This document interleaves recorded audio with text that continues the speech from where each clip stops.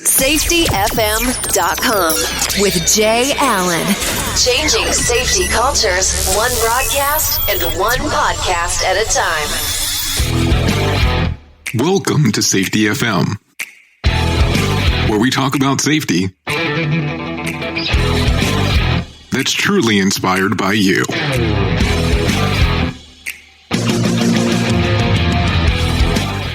Hello and welcome to Safety FM. This episode of the broadcast and the podcast has been brought to you by Safety Focus Moment. They are consultants that want to help you get to the safety culture that you've been looking for. For more information, go to safetyfocusmoment.com. Well, hello and welcome to Safety FM. This is Jay Allen. Hopefully you've been having a fantastic week so far. I feel like it's been such a long time since we've had a conversation, but it really hasn't been that long. It's just been a while since I've sat in front of the microphone and really sat down and recorded a podcast. I've been doing that lovely traveling thing, helping out different organizations. So today is going to be one of the very interesting podcasts and broadcasts. And I know that people say, well, you say that a lot, Jay, that this one's going to be interesting. Well, today on the podcast, today I have Paul Comfort from the Transit Unplugged podcast.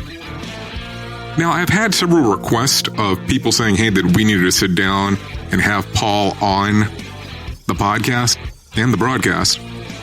The interesting part was I didn't really know much about Paul before we actually started the interview. And there is a lot more to Paul than him just being a podcaster. Normally, I would probably give you a breakdown of what exactly we discovered, but what I want you to do is listen to what Paul had to say. Paul comes from the transit industry, and he has a lot of experience inside of this industry, and he has a lot of points of views of what he thinks about the transit industry and what he thinks about safety revolving the transit industry, and he talks about the different things that he has done throughout his career to achieve success within the transit industry. Enjoy the interview with Paul Comfort here on Safety FM. Safety FM, changing safety cultures, one broadcast and one podcast at a time. Hello, and I have Paul Comfort from Transit Unplugged on the line. How are you doing today? Doing great, Jay. Well, Paul, I appreciate you coming on. I like I told you while we were talking here a little bit before, I've had several of my listeners actually contact me, telling me that I have to get you on. So I appreciate you actually coming on today. And I have to say, I've listened to your podcast, took a listen to a few of the episodes. How did you decide to start doing podcasting and talking about transportation? Well, thanks, Jay. And it's an honor to be on your show. Thank you for inviting me to be a guest. So let's see. I've had a long interest in media, and my three kind of passions. Everybody has their hobbies and things they're interested in. Mine are media, music, and politics, government. Those are the three things that through my life I've always been interested in, and my career has interwoven those topics and those working in those areas over the last 30 years. So I had, as I mentioned to you before, I did radio part-time for 16 years locally in Chestertown, Maryland. I had a show on WCTR, AM 1530 there called Comfort's Corner, where I interviewed local, people, county commissioners and stuff like that. And then turned into like a news show. I was news director at University of Maryland radio station, UMBC, when I was there. And then when I was at the MTA, when I was CEO of MTA in Baltimore, we actually started, I think, the nation's first FM radio station run by a transit system. And it was 93.5 WTTZ. And I had a great guy there, Mark Jones, who had this vision and even had gotten the low power FM license, but nobody had ever kind of given him a little money and the authorization to do it. So we did it and did smooth jazz all day long. And then 4 times an hour, we did traffic and transit updates, and we did lots of programming on there, and it actually is one of the top listened to stations now in the Baltimore area. 93.5, you can get it, on the TuneIn radio app and all that stuff too. It's really, it's a great station. And so about a year ago, when I came to work for Trapeze, long way to answer the question, they asked me, hey, would you be interested in doing a podcast? And I was like, sure, that's right up my alley, man. I mean, I love broadcasting and all that. And so They said, what would you want to do? And I said, you know what I'd like to do? I'd like to interview transit CEOs. Nobody does that. That's a niche. And, I had just finished being a transit CEO, and I was head of the MTA in Baltimore, and I had a lot of friends in the business. And, people are always wanting to know kind of what the future holds for public transit. And I said, why not go to the top and talk to the top guys and gals that are running North America's transit systems? So that's what we've been doing. And so it's called Transit Unplugged. And like yours, it's available on its own platform, transitunplugged.com, but it's also on iTunes, Google Play, everywhere you can basically, get podcasts. And we come out twice a month, usually on the 15th and 30th. It's a 30-minute format. And basically, I just interview CEOs like this will probably air in the future, but in next week in real life time, I'll be in Nashville for APTA, the American Public Transit Association's annual conference. And so while I'm there, I've set up 4 interviews. I'm interviewing the CEO of Las Vegas. I'm interviewing the CEO of Houston, this guy who's going to win the award for the top transit manager of the year this year, and the head of MV Transportation. So I just talk to them about their careers, what they're working on now, and what they think the future of transit is. And a lot of times we talk about safety, because that's a key aspect in public transit. No, I agree with you 100% on that. It's a very key portion to public transit. Now, let me kind of back up a little bit with some of the answers that you gave. Now, when you referenced that you actually started the radio station, how were you able to get that approved? Because I always find it interesting on when you start talking about, well, of course, now podcasting, when you talk about especially radio station, low-powered radio station back in the day, a lot of people were like, I know that when I was in the industry, they were very hesitant about starting, especially the low ones, especially when I was still in school. How did you manage to get that started? Yeah, so it's a great story. I mean, I'll just keep it brief, though. So this guy, Mark Jones, who had been there for a while at the MTA, and like a lot of transit systems across America, major ones, they've got a couple people that work in media. And there was 2 guys there basically that were doing this full time, and they would call in every morning and every afternoon to like 20 radio and TV stations and give updates on transit. We had a subway system, light rail, public bus, commuter bus, and commuter train service, as well as the paratransit service, 6 services. So they would call in and say, the red line is doing this, the blue line's doing that, it's 5 minutes late here, there's a deviation on, Light Street because of a water main break or whatever. And so they would give these updates. But this guy, Mark Jones, had an awesome voice, has an amazing voice, one of these deep late night FM DJ voices, He had this passion, like I said, and a vision to start a radio station. So he had worked with the attorneys at the MTA over the last couple of years and gone through the painstaking process of applying to the FCC as a public entity to get a low power FM license. And it would be traffic and transit information, as well as jazz music. And so he had gone through and actually gotten the license, but had never been able to do anything with it.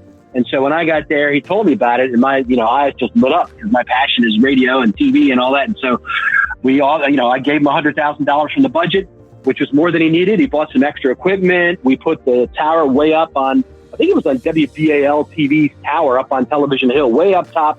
And so even though it was a low power FM station, it was 600 feet in the air up on Television Hill. And so we got coverage over the entire Baltimore City region, including some of the suburbs. So we had, over 1 million potential listeners of our station just by terrestrial radio, not even counting the fact that we put it on our website, we put it on social media, and we have it on, other apps that you can get radio stations on.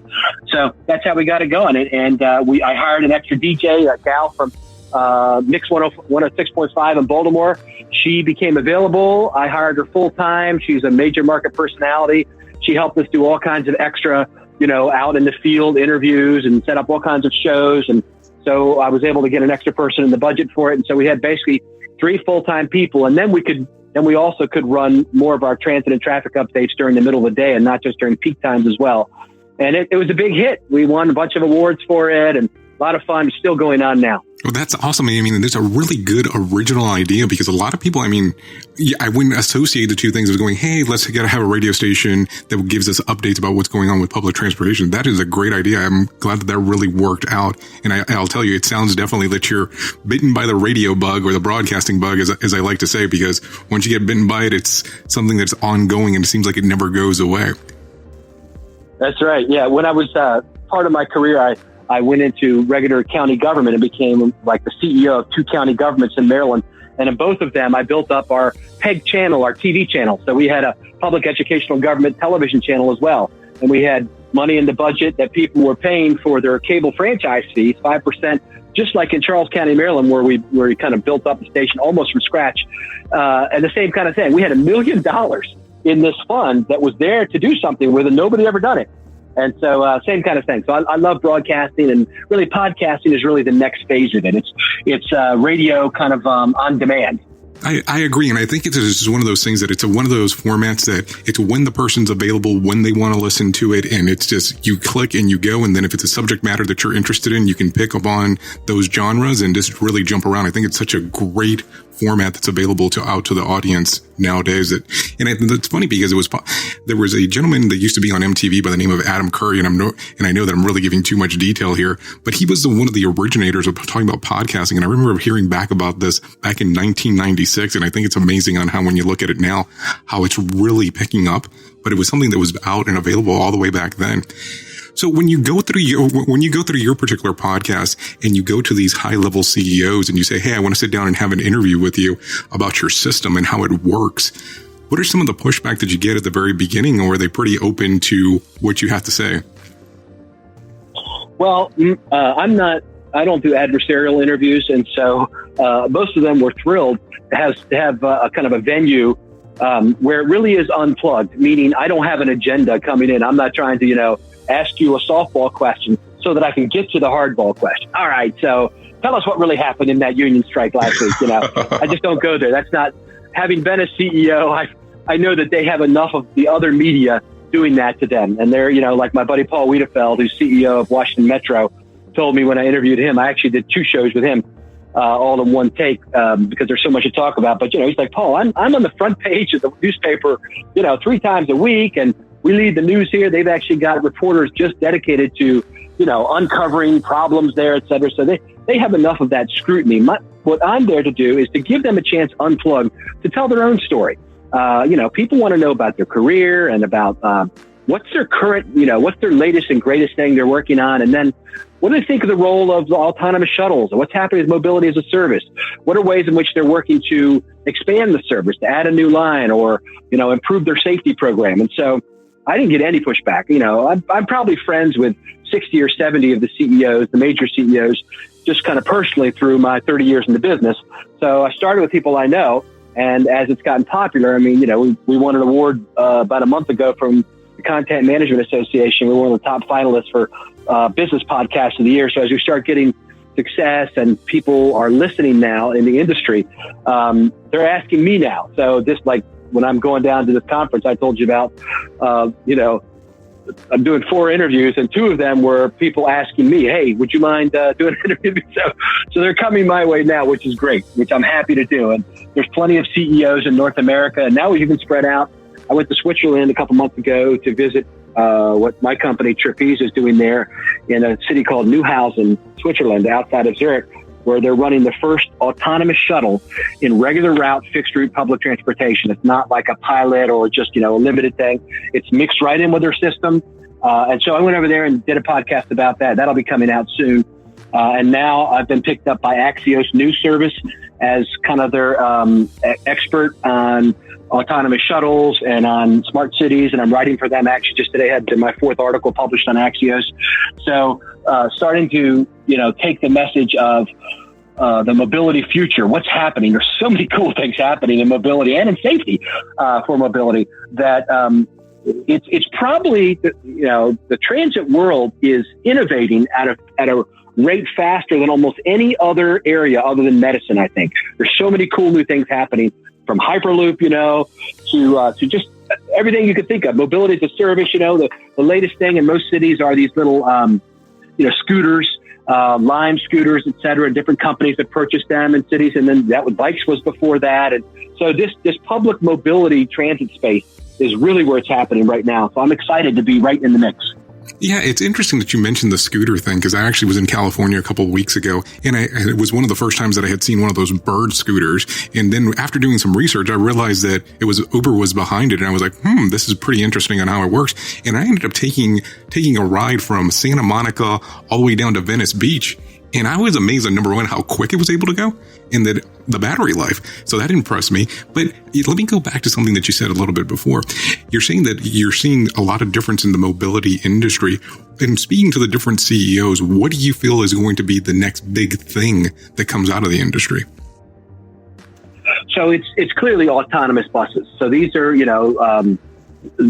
autonomous buses are buses without a driver. It's driving autonomously. I just was in Las Vegas 2 weeks ago with MJ Maynard, the deputy CEO there, and we'll be interviewing her boss at the show, the CEO. They are the first one in America and the biggest pilot in America. So they kind of put on a little deal for me and took me out on it. This second time I've been there to look at their what they're doing. And they've had like 35,000 passengers ride it over the last year. So autonomous buses, they're small buses. There's only a few manufacturers. 2 of them are French right now. And a couple companies are coming to America, I think, to build them. But transit systems across America are trying them. I've got a friend who's CEO in a Midwestern city who wants to try it in the next couple months. We sent some people down there to meet with him. My buddy in Austin, Texas, the CEO down there, Randy Clark, is doing a pilot program there. So it's not going to necessarily replace the big buses, but what it will do is it will allow us to provide transit in spaces where there's maybe not enough passengers right now to justify a 40-foot bus. But, there's people that definitely need a ride somewhere. And as long as it's not a real long ride, because these buses don't have like the memory capacity for like a 30-mile route yet. And they don't have the AI installed in it like Google Waymo and some of the other cars have yet.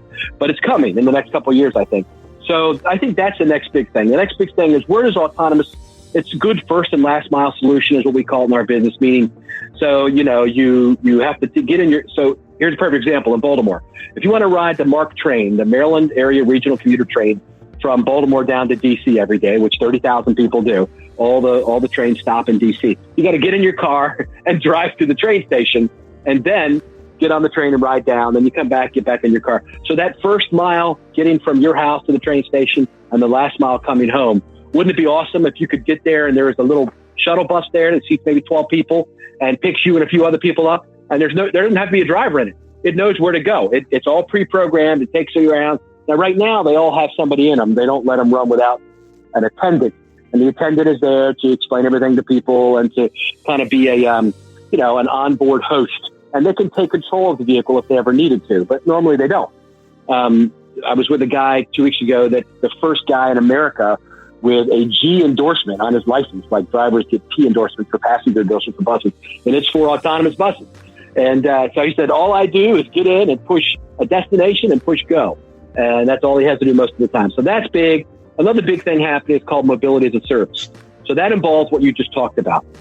That involves all the mobility solutions in a city being pulled together into one app on your phone.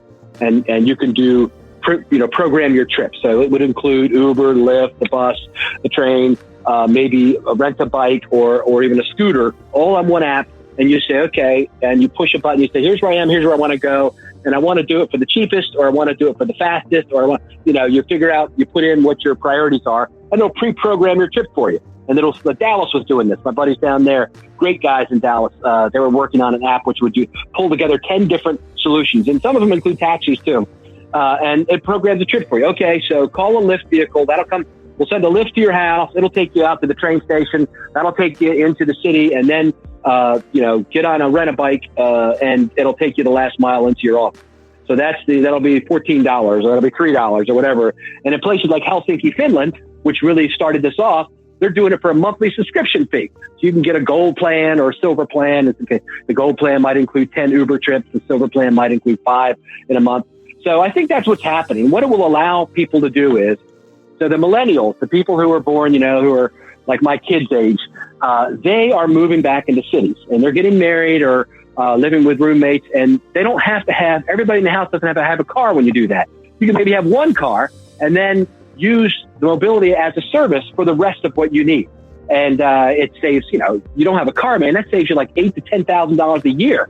And so if you can get your mobility as a service pass for $500 a month, that's $6,000 versus 10, and no hassle, and you don't need that extra parking space that you have to pay for if you're living in a condo or whatever. So this is what's happening. These are two of the newest, coolest things that are happening in the transit world. And of course, being on a safety program, I have to ask you the question. what are they looking at from a safety perspective, especially with the autonomous vehicles? I know that you said that they have essentially somebody who's there that can manage the vehicle if it need be, but what else are they looking at? Especially, are you familiar with anything with the programming or the back end side of it on how they're programming some of these vehicles? Yeah. Oh, yeah. Yeah. It's so the manufacturers do most of the programming, and then it's tied into a dispatch system. So when I was in Switzerland, in Zurich, where I was at, and also in Neuhausen, which is part of a state they call it a canton over there of Schaffhausen. They're running our software, my company's software, Trapeze software, as the CAD AVL software, the computer aided dispatch / automated vehicle location. And so it's tracking where the vehicle's at. They've got cameras in the vehicle and outside the vehicle. So if there wasn't a driver in there, they could still see what's happening in the vehicle live, real time, in dispatch.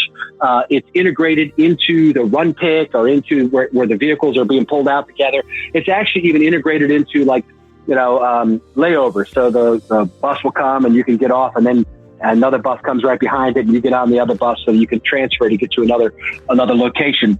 And soon it'll be going around what they call the Rhine Falls, which that's where Neuhausen is. Rhine Falls is the biggest waterfalls by volume in Europe.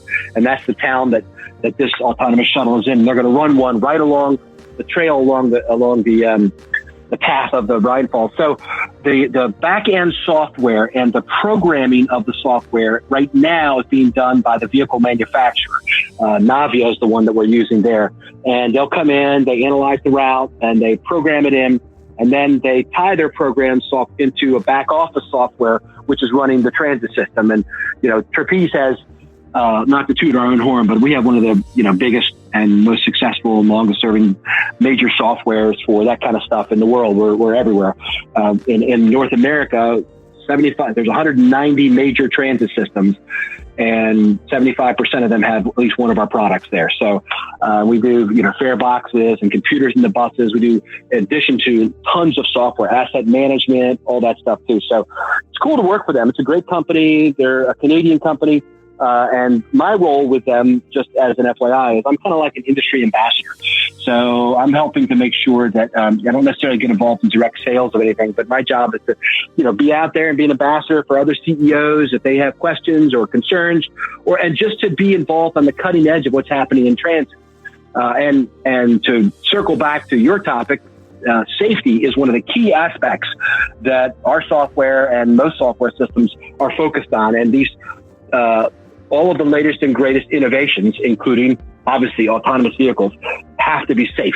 And I've pulled together over the years. I've won tons of awards in safety. The MTA in Baltimore, when I was there in 2016, we won the Gold Award as one of the safest transit systems in America.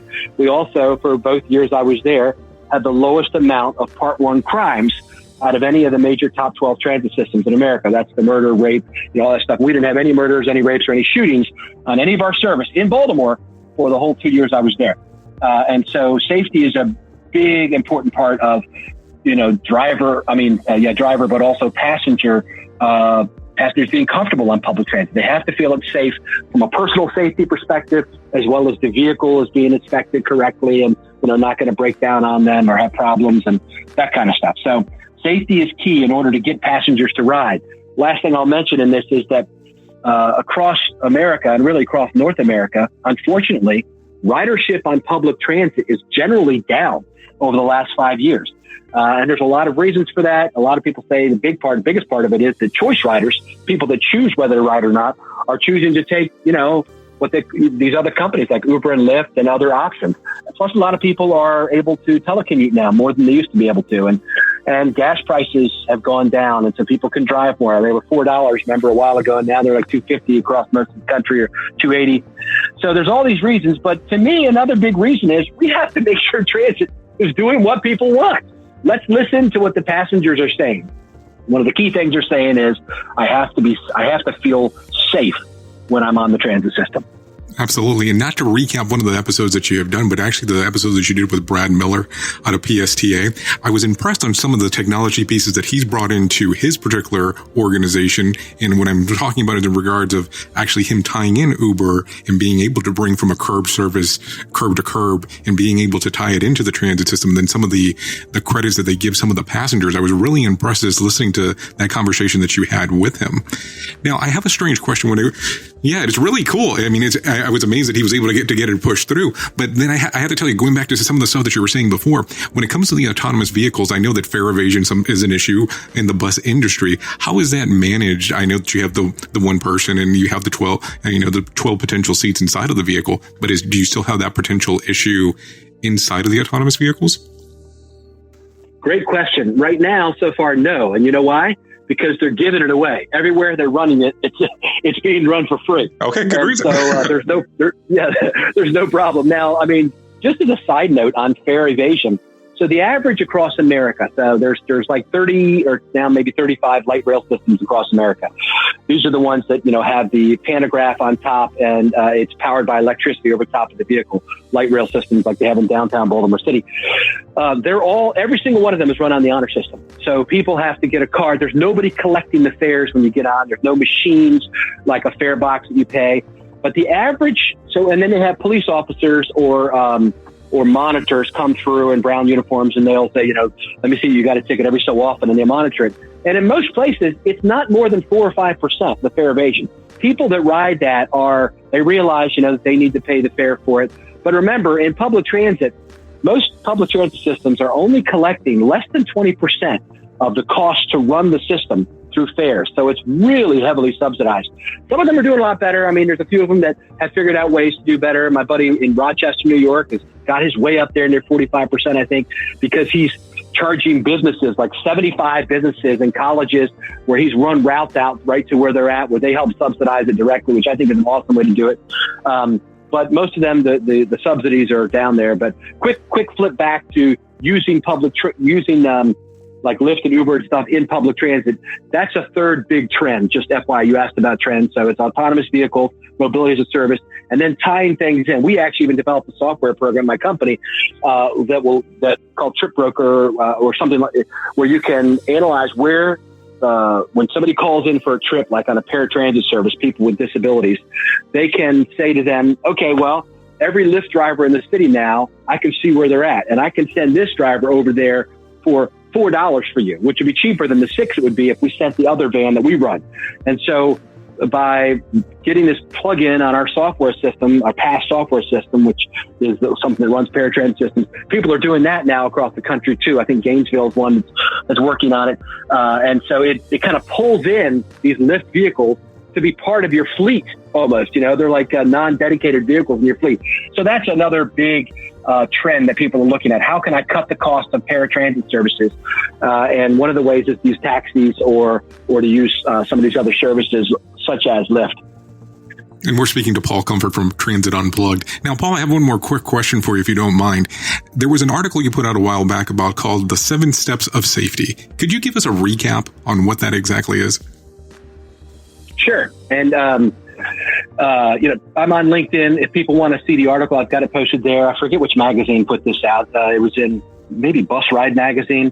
But so, I'm an inductive thinker. I like pulling things together. My wife is deductive. She likes breaking things apart. So that's why one of the reasons why we make a great couple. And so as I pulled together my thoughts about, what have I learned in safety, having, run small systems, medium systems, large systems, public sector and private sector contractors, I came up with 7 steps that I think are integral, and 1 or 2 of them that almost everybody skips in order to have a great public transit system. We had to have a safe system, and I've shown the results. I mean, I've got, our paratransit system in Washington, D.C. that I was the director of operations for 5 years, and in Baltimore where I was CEO. We had some of the best safety ratings in the country.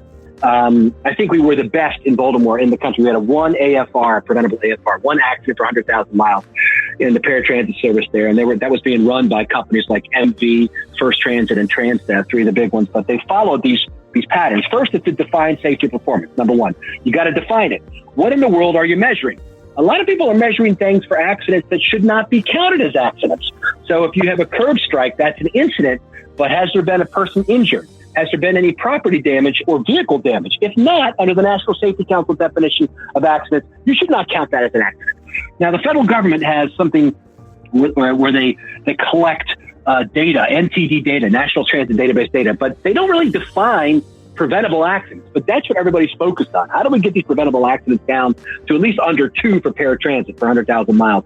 And one of the ways is I think you have to have a clear definition and make sure everybody on your team, especially your drivers and your road supervisors and your safety managers, are all operating with this is the definition.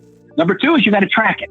You must track the safety data, and you must make safety reporting mandatory. People need to be terminated their jobs if they have multiple violations of this, in my opinion, where they don't report accidents. Maybe even, some people have zero tolerance on that, but you have to track it. And then after you track it, you can trend it, which these are things that pretty much everybody does. They track and trend their accidents. So, but by that, I mean, figure out the categories, right? What are the big categories that your accidents are happening? And are you having mirror strikes? Are your vans for your paratransit service, when they try to pull up to the senior center or the hospital, are they hitting the roof of the van? We had that in D.C. We even did a poster called The Roofs of D.C. or The Overhangs of D.C., where they were always running under this. So you got to figure out, what are the trends? Where are you having the accidents? Unfortunately, where a lot of people have accidents? In the yard. That was our number one in Baltimore. Oh, yes. When I got finally the data, we were having accidents in our own freaking yard where the buses are pulling out and pulling in and hitting each other or hitting poles or buildings or whatever. And this is the big one. Then number 4, perform a root cause analysis. Figure out what in the world is causing this. Don't focus on the one-offs. In other words, focus on the trends. What are the big ones? Get your biggest bang for the buck.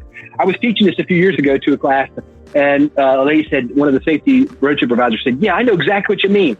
You have to focus on the big things. Like, I saw a lady driving out of the yard the other day with her purse up on the dashboard of the bus. And I was thinking, that could block her view. We got to get that off there. I said, no, what you're saying is exactly the opposite of what I'm saying. Unless you've determined that that's a major cause of accident, tell her to take it off. But that's not where we need to have a program around that.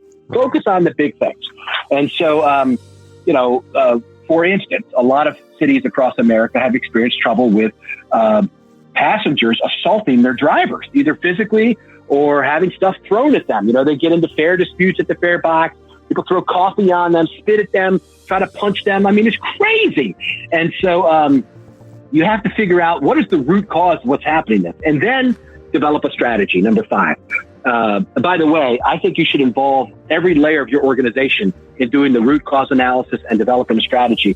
So you don't want to just figure it out as the top manager sitting there around a room shooting the breeze while they're looking at this data. No, you need to get some drivers in, some mechanics, get the union represented there, get everybody involved in the analysis process, and then developing the strategy.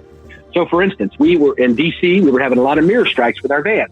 We'd park the van outside of somebody's house. This is paratransit service. Walk up to their door to walk them back out. By the time they got out, somebody hit the mirror on the driver's side because they were tight streets. So we had to develop a strategy. How do we fix that? We had people, like I said, running into overhangs. People didn't realize that they only had 11 feet on their roof of their van. And if they went into something, shorter than that, they'd strike it. And the same thing with driver assaults in Baltimore, where we were having that happen. So we were figuring out what's the strategy, and we figured out the strategy. And then this is the big one. All right, Jay, number 6 is the one that everybody forgets. What they normally do is they figure out what they're going to do about it, and then they make it a policy. You cannot change behavior through memos. You have to win the hearts and minds. You have to, number 6, implement a campaign. So that's what we've done with all these and how we were able to defeat all these major safety issues.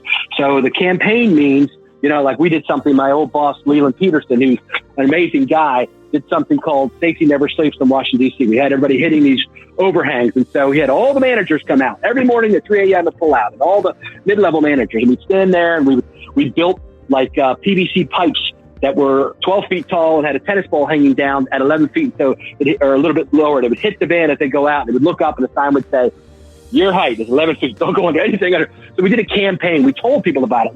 We went out, we handed out memos. Your safety tip of the day on your manifest is remember, you're 11 feet tall. Do not go over under, overhangs. And so we did the same thing with we had driver shields already in place in most of our buses in Baltimore. They were Dutch doors, so the bottom would close and the top one they would leave open. So everybody wanted me to make it mandatory that we close them both. So they were like a bus driver becomes like a train driver, where we had plexiglass. And a lot of drivers didn't want to do that. They felt, kind of cramped up back there. But I went around, went to all the garages and had multiple meetings with the drivers and explained to them, look, man, every month, like 5 or 6 of you are getting something happening to you. This is for your own safety. Do you understand why we're doing this? And let's talk about it. If you've got an ADA reason why you don't need it, we can make an exception. Maybe if we can get, that worked out as a reasonable exception or whatever. And so we did a campaign, and we did the same thing with the mirror strikes. We did a campaign about, hey, fold the mirror in, make that part of your program every day. When you get out of the vehicle, fold your mirror in, put a safety cone behind your van, and then go get the person. Because we were also having people strike the back of the van. So the campaign is big, and then you make it policy. Then you put it in writing and give a month or two to let everybody get used to it before you start writing people up. Because, making changes, you have to usually also, if you're represented by a union, this is not legal advice, but normally you have to do something called effects bargaining with the union, et cetera, before you make new rules that involve points and stuff like that. But those 7 steps, we've used them now in multiple locations, and I've taught this all around the country, and it is working in transit systems across America and improving the safety performance of their public transit systems. Well, Paul, I have to tell you, with everything that you actually covered, the title of Chief Transit Evangelist definitely does apply to you. You just have a plethora of knowledge in regards to the transit industry. And believe me, I normally try to keep it relatively short, so I do apologize about this. But I would love to have you back on another episode if you would allow us to do that here in the near future. Love to do it. We could talk about, what's happening in the new transit trends, some of the stuff we talked on. We can talk about the safety aspects of it or something like that. And this was a great interview, Jay. You're a great interviewer. Oh, thank you. Thank you. I really do appreciate it. Now, if you want to hear more from Paul Comfort, please go to his actual podcast at Transit Unplugged Podcast, and you can find that on Apple, Google Play, or whatever your favorite podcatcher is. Thanks again. The views and opinions expressed on this podcast are those of the host and its guest and do not necessarily reflect the official policy or position of the company. Examples of analysis discussed within this podcast are only examples. They should not be utilized in the real world as the only solution available, as they are based only on very limited and dated open source information. Assumptions made within this analysis are not reflective of the position of the company. No part of this podcast may be reproduced, stored in a retrieval system, or transmitted in any form or by any means, mechanical, electronic, recording, or otherwise, without prior written permission of the creator of the podcast, Jay Allen. We are changing safety cultures, one broadcast and one podcast at a time. SafetyFM.com.